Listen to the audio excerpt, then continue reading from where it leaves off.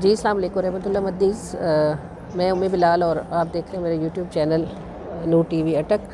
ہم الحمدللہ مسجد نبوی میں ہیں جمعہ پڑھنے کے لیے، اور صبح الحمدللہ پچھلا جمعہ بھی ہم نے یہی پڑھا۔ میں چاہ رہی تھی کہ خواتین کو اس معاملے میں گائیڈ کروں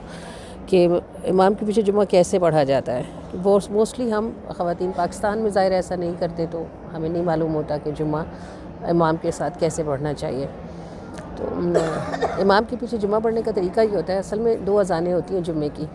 تو جو پہلی اذان ہوتی ہے اس کے فوراً بعد جو آپ 4 سنتیں گھر میں پڑھتے ہیں نماز کی ظہر کی، وہ پڑھ لینی چاہیے، کیونکہ جو دوسری اذان ہوتی ہے اس کے فوراً بعد امام خطبہ دینا شروع کر دیتے ہیں، اور خطبے کے دوران اتنی سخت خاموشی کی تاکید ہے کہ اگر کوئی بات بھی کر رہا ہو تو اسے منع بھی نہ کریں، خود بالکل خاموش بیٹھیں۔ تو اس لیے اس وقت پھر ظہر پڑھنا، 4 فرض پڑھنے سنت پڑھنی مشکل ہو جاتی ہے۔ تو 4 سنت پہلی اذان کے بعد ادا کر لی جاتی ہے، اس کے بعد کچھ دیر انتظار کرتے ہیں، پھر دوسری اذان ہوتی ہے اور اس کے فوراً بعد ہی خطبہ جو ہے وہ آغاز ہو جاتا ہے۔ خطبے کا جب اختتام ہوتا ہے تو پھر امام صاحب کھڑے ہوتے ہیں اور اللہ اکبر تکبیر ہوتی ہے، نیت ہوتی ہے۔ یہ جو نیت ہوتی ہے جمعے کی نماز کی، یہ 2 فرضوں کی نیت ہوتی ہے،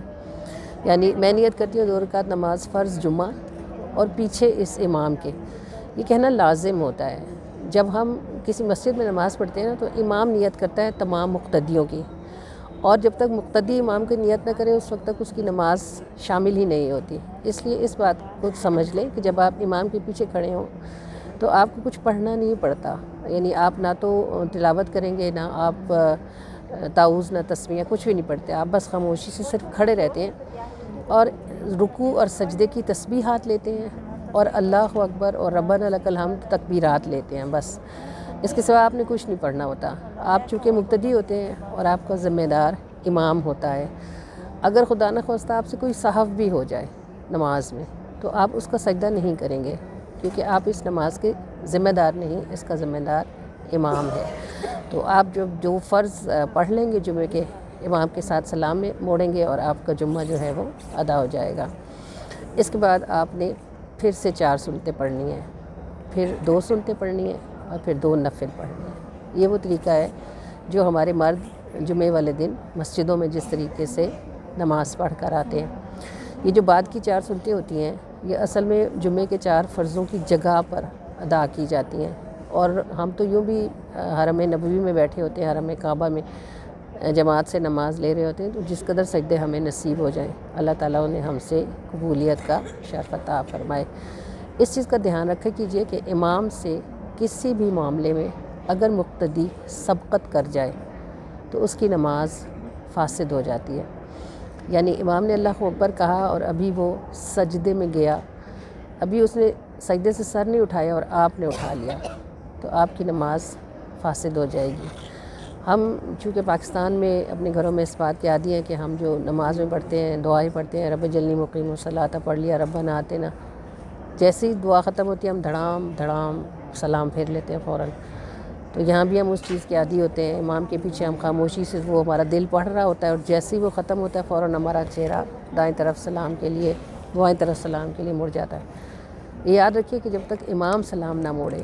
اس وقت تک آپ نے سلام نہیں موڑنا۔ جب تک امام سلام نہ موڑے اگر آپ سلام موڑ لیں گے تو آپ کی نماز فاسد ہو جائے گی، آپ امام سے پہلے نماز سے باہر آ گئے تو نماز فاسد ہو گئی، اور فاسد کا مطلب ہوتا ہے دوبارہ ادا فرمائیں، اور دوبارہ ظاہر ہے پھر جماعت کے ساتھ نہیں ملے گی، آپ کو اپنی نماز پڑھنی پڑے گی۔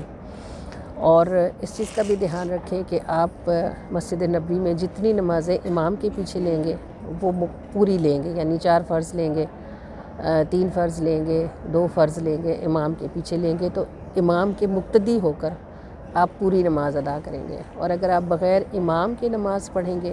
تو پھر آپ قصر پڑھیں گے، کیونکہ آپ مکے میں بھی مسافر ہیں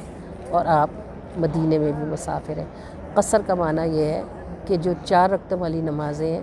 ان کی تعداد 2 کر دی جائے گی، اور 3 اور 2 رکعتوں والی نمازوں کی تعداد کم نہیں کی جائے گی، لیکن ان کی نیتوں میں بھی قصر بولا جائے گا۔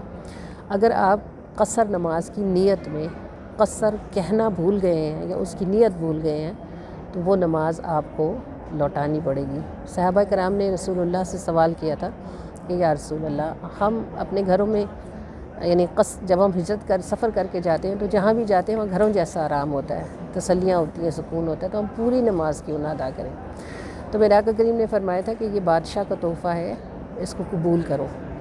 تو اسی سے آپ جان لیجیے کہ قصر کی اہمیت کیا ہے۔ بس آپ جب سفر میں ہوں قصر کو اختیار کیجیے، اور امام کے پیچھے ہوں تو کسی معاملے میں امام سے سبقت نہ کیجیے۔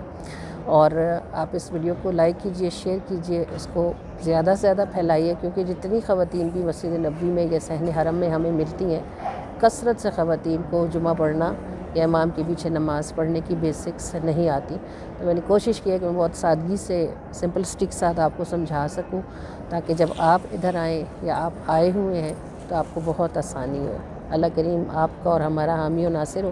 اور ہم سے ہماری کوشش کو قبولیت کا شرف عطا فرمائے۔ السلام علیکم ورحمۃ اللہ وبرکاتہ۔